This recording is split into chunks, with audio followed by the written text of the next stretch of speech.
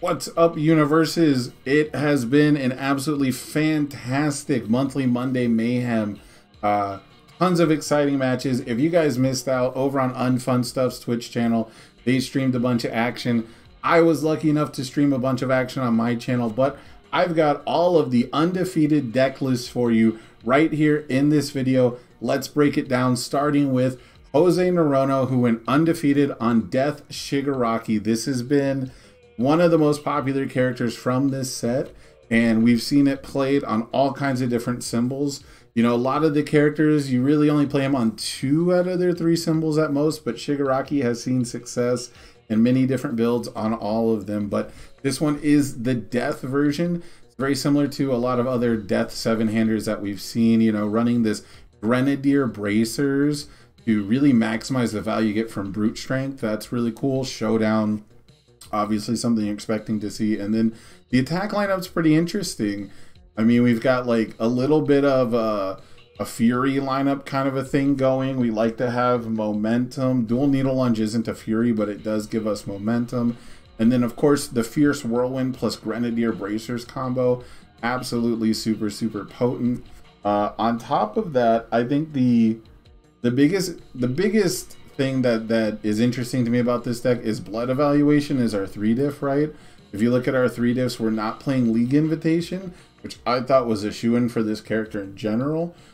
And we're not playing Excited for Blood, which used to be the go-to 3-diff for the death symbol. So seeing some really cool stuff, you know, a little bit of evolution from this symbol, but for the most part, you're really just trying to send like these high value 5 difficulty attacks that just get a ton of damage pumped onto them. So nothing super surprising if you followed Unfun Stuff's Death 7-hander decks in the past. A lot of snack time, a lot of brute strength going on. This seems like a natural evolution of like that archetype where these attacks are all just going to come at you for like a really good amount of damage, and they're going to be just hard enough to block. So never surprising to see Jose go undefeated. And if you go back and check the VOD or the upload on Twitch, you'll actually get to see one of Jose's matches get played. I believe it was round 1. So awesome stuff. Very happy for Jose. But next up, we have Brent Coast here, who also got to play on my stream. You know, I think it was a round 3 game where we got to see Dobby 2 versus Muscular playing for the undefeated round. That's been the biggest matchup, I think, for at least this monthly Monday Mayhem format, where you had to play a League of Villains character, right? Everyone had to be some kind of a set 4 character. And so the biggest issue going into it was these tiebreakers that said you have to have the most health at the end of the round, which we did see come into play, not just in Muscular rounds, but in that Jose Narono round where it was like Spinner versus Shigaraki. So you were expecting to see a lot of Musculars. Muscular was the most registered character, but not the character to make it most into the top cuts. And we'll spoil a little bit of that later. But right now, let's focus on Brent's deck because it is the Earth symbol, not the Life symbol, which I was expecting most Musculars to go with just because Quick Creation is super nice. But you cannot deny the power of seizing the advantage combined with cards like Hardened Jab and Back Alley Haymaker. Hardened Jab is just a better card than Copy Harden overall. Getting to replace that foundation in exchange for damage is just a much bigger deal. And it does have a slightly better block mod. Rapid Punches, like, so these are 2 4-diffs that give us more card advantage. Muscle Rush is of course going to be a 4 of here. Makes a lot of sense. We've got a little bit of breaker and ways to unflip things. So a lot of Earth's specialty is getting to use those face downs to their maximum benefit, right? And then Pump Up, no brainer. Mass Menace, no brainer. Armored Muscles, I want to actually talk to Brent a little bit because I'm very curious how this performed for them. I'm not a huge fan of this card. I've been specifically asked on like comments in Facebook why I don't run this card, and it just, these situations just don't come up that much, you know? Maybe if I could commit like a card on my rival's turn, maybe if I could commit a Quick Creation because it has a damage penalty on it, maybe you could sell me, but I don't know, man. Interesting to see it here. Childhood Friends is a really cool card. And then everything else is just very much like Earth staples you would expect to see in a 5-hander, especially. Terrifying Injury, you know, you get to draw a card a lot of the time if you have more health than your rival, and we did see that come up a couple times. So very cool stuff from this muscular deck. This just seems like a very straightforward muscular beatdown deck, right? Like, we're just playing all the good Earth stuff. We're playing the card economy Earth stuff, I should say, because we're not playing like Texas Smash, but we are playing stuff like Hardened Frenzy. So not gated to a keyword, and just being able to put buckets and buckets of damage on well-statted attacks seemed to be a winning recipe for this week. So congratulations there. Next up is Corey Nelson with maybe the most surprising deck of the event for me, but also maybe not, because it's Evil Shigaraki 3. And again, we talked about Shigaraki 3 being played on like all of his symbols, you know, compared to other characters. And Evil was still the one I was least expecting to see, but it managed to win 3-0. So maybe with the League of Villains set, it would make sense that Evil finally has its time to shine. And we have more Showdown. A lot of this looks like a death deck, right? Because this has death, you know, this has death, a death card, a death card. Quirk Combination is a really cool card here, but I'm a little surprised to see it being played. But then Tongue Whip. Tongue Whip seems to be like the main reason. That maybe with Needle Stab. These are like maybe the main reasons to go Evil symbol, right? Needle Stab giving you momentum and buffing your next attack to use for things like Decaying Palm Strike and for like Turn to Dust EX seems like a really big deal. So Needle Stab is a card I have posted memes about on Facebook. I'm super excited to see this card make it to the undefeated list. Very curious how it was used. Maybe I'll have to get in touch with these players because I am so curious about all their matches. On top of that, we have 21 attacks and 39 foundations. So this is a chunky deck sitting at 63 cards. But as far as Evil goes, we're super heavy loaded on our 3 diffs, right? Evil has always had like powerful individual cards. They don't have like a consistent theme together. None of these cards really like go together. Only one of our attacks clogs the card pool, but Tongue Whip is still good enough to run as a 4 of, for example. Sticky Balls has a little bit of synergy with it, but there's just not much else like going on. These are just really powerful cards by themselves. Force Quirk Activation has a 3 of, telling me we really like momentum for this. Like Decaying Palm Strike, probably a big part of our game plan. Mastermind's Apprentice is a new card that's really cool. Lots of set 4 cards here. So this might be what made Evil finally take that leap from having these powerful cards that we see in all kinds of other decks. Like Desperate Times is a staple now. Everyone's drawing cards and it doesn't say non-character. Surviving the Final has been a staple for a while. Floating, you bet, has been a staple on its other symbols. And Quick to Act. So we're super heavy loaded on zeros, even though we don't have 2s. Zeros are just often the best foundations in our deck. So very, very cool stuff from Corey Nelson there. Next up, we have Trevor Carter playing the deck you expected to see here. Chaos Dobby 2. And I mean, what else is there to say, right? It's 7 hand size plus 3 damage on everything. Playing every action in the book, basically. Playing Anna Voice. It has 2 symbols we can pick up. Like, you know, you literally can't use this ability like on the turn you pick it up with Dobby, but it does have 2 symbols with him. So it can be picked up and held for a breaker block later, something like that. Pretty good against Muscular. Muscular doubles the damage of his attacks all the time. So really good stuff there. And then Dark Shadow Rune is a no-brainer for this symbol. You're going to be playing a bunch of actions. We got the 4 Evil versus Good and 4 Cremation both stay in the card pool. Indiscriminate is absolutely just a beating. Flame Flicker, his ultra rare makes sense to be playing here. Freezer Burns, well statted. All the 4 diffs. Double Jab Pummel. Ooh, we saw a lot of Dobby playing Double Jab. That is hard to say, actually. And it just seems to be, this is like the continuation of the Dobby 1 decks that were playing Double Jab. I haven't seen this before. I have not actually seen any Dobbies play Double Jab until this event, and then it seemed like all of them were. So very important to pass those checks, and then you just add buckets of damage, and this also fixes your hand. This digs through your deck. Very cool stuff. No 3 diffs. Chaos is all about these zeros. My goodness, my guy. 3, 6, 10, 11, 14 0 diff foundations. Just this deck is all about volume.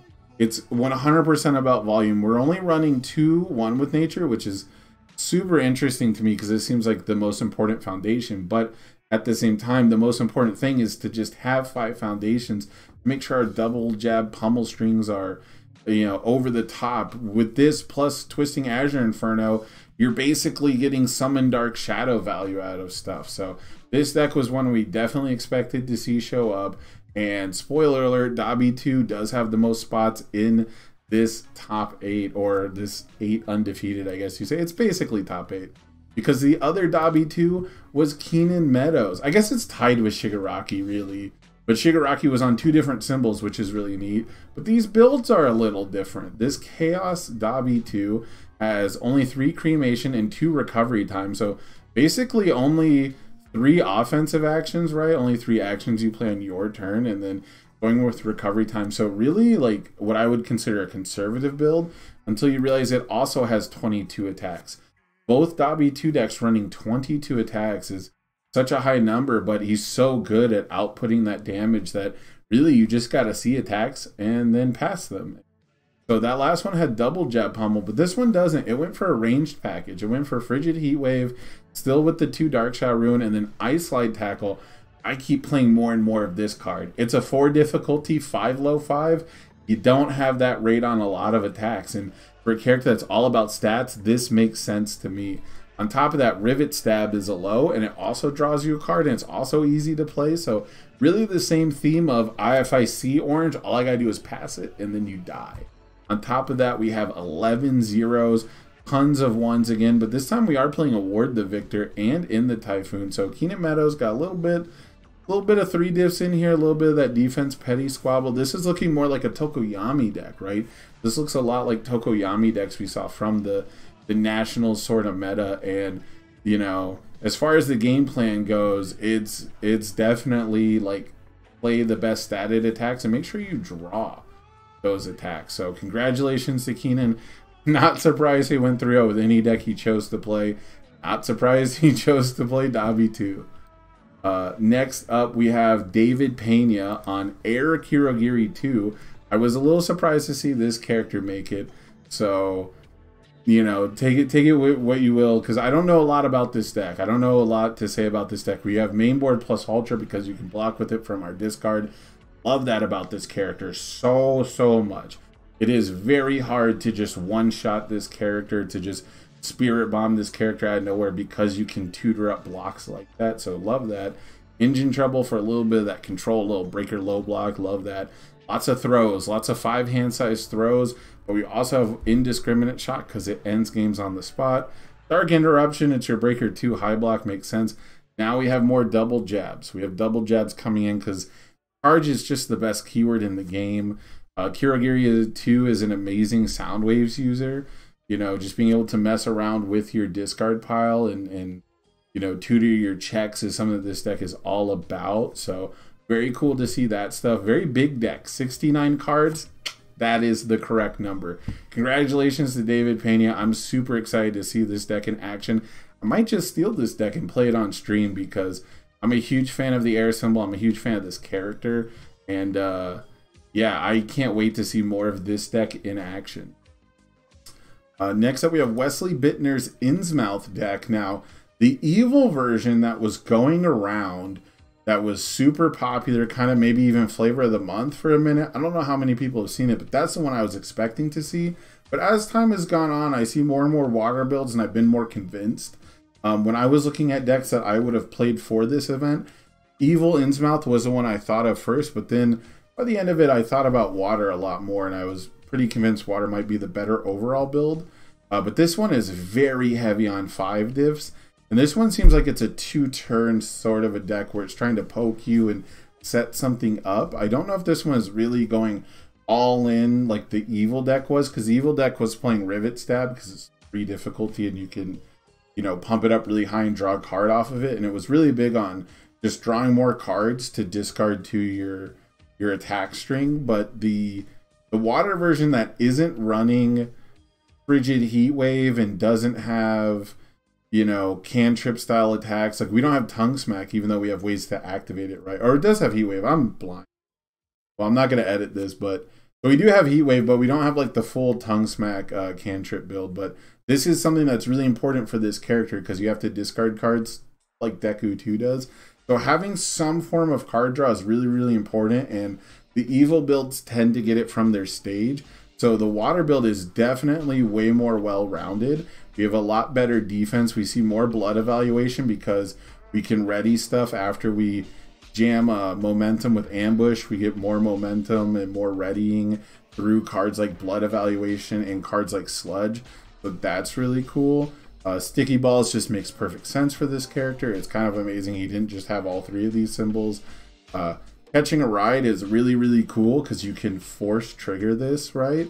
So this is a card I expect to see at least a one of in every Innsmouth deck, even if it's not maybe the most game-breaking thing, but definitely a really cool combo you can have. Refreshing Slice is a lot more of the blood evaluation, right? We're planning to have momentum when we go for our kill turn and we get it fast with Amphibious Ambush. So that's really cool. And then, you know, a lot of our spams are things we see a lot, right? Again, we're at 8, 10, we're at 10 zero diffs, and it's desperate times because everyone's drawing cards. We have more desperate times than we have basic training. That should tell you kind of where the format is headed, where it's not just about stats anymore, it's about committing your opponent out, because every one of these decks so far has been like very hungry for card draw. And then last up we have CoVT. CoVT also played Air Kirigiri. So I was a little misleading. I was a little baiting you guys with the most represented deck thing, because it turns out that 3 decks had 2 representatives each in the top 8. We had 2 Shigarakis, 2 Dabies, and 2 Kirigiris, but Shigaraki was the only one to make it on 2 different symbols, even if those symbols are really, really similar. But this is another really high attack count deck, but it's also 68 cards. So both of the Air Kirigiris very, very similar, stacked to the gills with these zeros and these spams. You know, this one's going full decoy duplicate, running more convenient timing, but no plus ultra. I gotta say, guys, you at least gotta have, there's no sideboard here. You know, I don't know if they had a sideboard for the official event or not. I assume this is what they registered and just said, you know, screw it, I don't have a sideboard ready. It's basically a locals I'm trying to 3-0, so this should be fine. But I would love to see like that plus ultra in the side. All Out Battle is a great one to block with on demand with Kirigiri because it leaves the card pool, draws you a card, all that good stuff. But basically defensive seizing the advantage, if you want to think of it that way, which is really awesome. But that plus ultra block is huge in this format. On top of that, we have like the Indiscriminate is here, the throws are here, Dark Interruption is here. We're not running the double jab pummels, but we are still basically running out just like an earth lineup. And really, really cool to see this character make it with, you know, 2 different pilots, even if they are on the same symbol and, you know, doing relatively the same thing. But, you know, I think that these are different enough. I wouldn't call them like the same deck, right? Like this one has sound waves and double jabs going, and it has a much better string game to it. But this one is much more down to just grab its throws, I think. So very, very interesting stuff to see. Very, very cool decks. Congratulations again to all top 8 contestants who managed to 3-0 and win $125 cash. And man, I'm super excited for the next monthly Monday Mayhem. Hopefully I get to participate in it. I didn't know when these signups went out, so I'm really, really hoping to participate, maybe get a chance to win some cash myself. But let me know what you guys think down in the comments below. Which of these decks is your favorite? Which of these characters is your favorite? Are you going to net deck these for the next monthly Monday Mayhem? And do you have any tips for maybe beating these decks? Maybe we can tech against some of these Dabi 2s that are just going to be absolutely running over people with check bonuses. So let me know down in the comments. If you like this kind of content, give me a like, subscribe to see more, all that good stuff. Plug-in codes, you guys see it in the bottom there. It's all the normal YouTube stuff. I'm going to say goodbye for now. See you at the next monthly Monday Mayhem. Peace out.